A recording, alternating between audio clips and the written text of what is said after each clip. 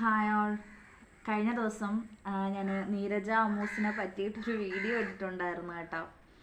ഞാൻ ജസ്റ്റ് എൻ്റെ നാട്ടുകാരിയാണ് എന്നൊക്കെയുള്ള കാര്യം അവർ ഇട്ട വീഡിയോ പറ്റിയായിരുന്നു ഇട്ടത്. പക്ഷേ എൻ്റെ വീഡിയോയുടെ അടിയിൽ നീരജയെ പറ്റി ഇങ്ങനത്തെ രീതിയിലുള്ള കമൻസ് വരുമെന്ന് ഞാൻ ഒരിക്കൽ പോലും കരുതിയില്ല കേട്ടോ. അപ്പോൾ ആ കമൻസിലൂടെ എനിക്ക് ഒരുപാട് കാര്യങ്ങൾ മനസ്സിലായി. അപ്പം ഞാൻ എന്തായിരുന്നാലും അതോടെ പറയാം.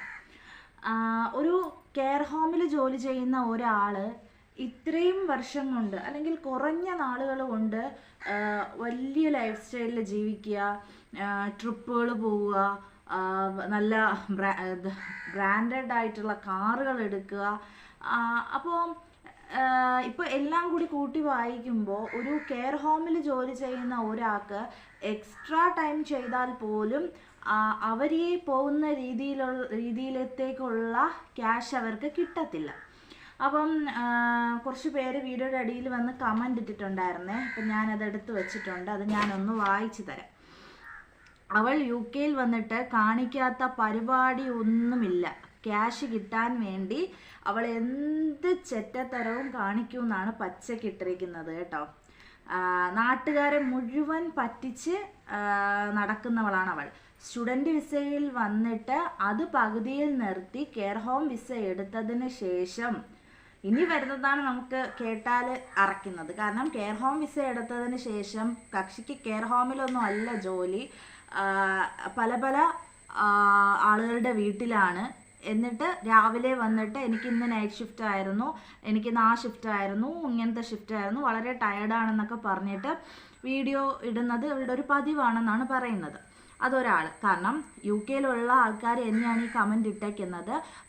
എൻ്റെ വീഡിയോയുടെ ഇടയിൽ വന്ന് ഈ കമൻറ്റ് ചെയ്തതിന് ഒരുപാട് നന്ദി കേട്ടോ. അവരെക്കുറിച്ച് ഒരുപാട് കാര്യങ്ങൾ നമുക്ക് കുറച്ചും കൂടെ വ്യക്തത കിട്ടിയിട്ടുണ്ട്. ഇനി അടുത്ത കമൻറ്റ് ഞാൻ വായിക്കാം കേട്ടോ.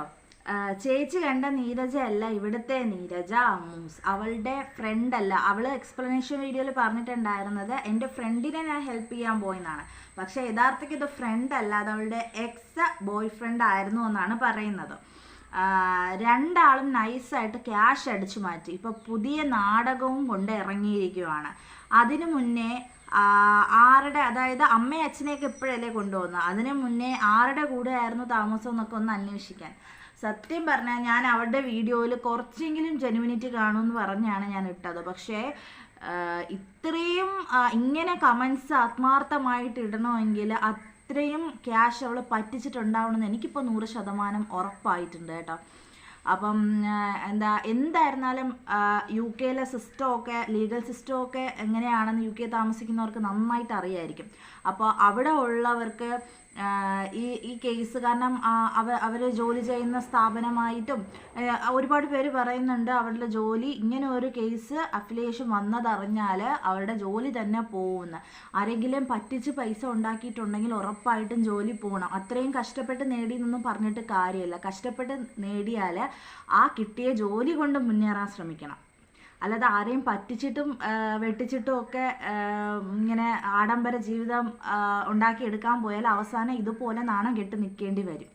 അപ്പോൾ എന്തായിരുന്നാലും പൈസ അവളാൽ പറ്റിക്കപ്പെട്ടവർക്ക് എത്രയും പെട്ടെന്ന് നീതി കിട്ടട്ടെ UK എക്സ്പ്രസ്സിന്.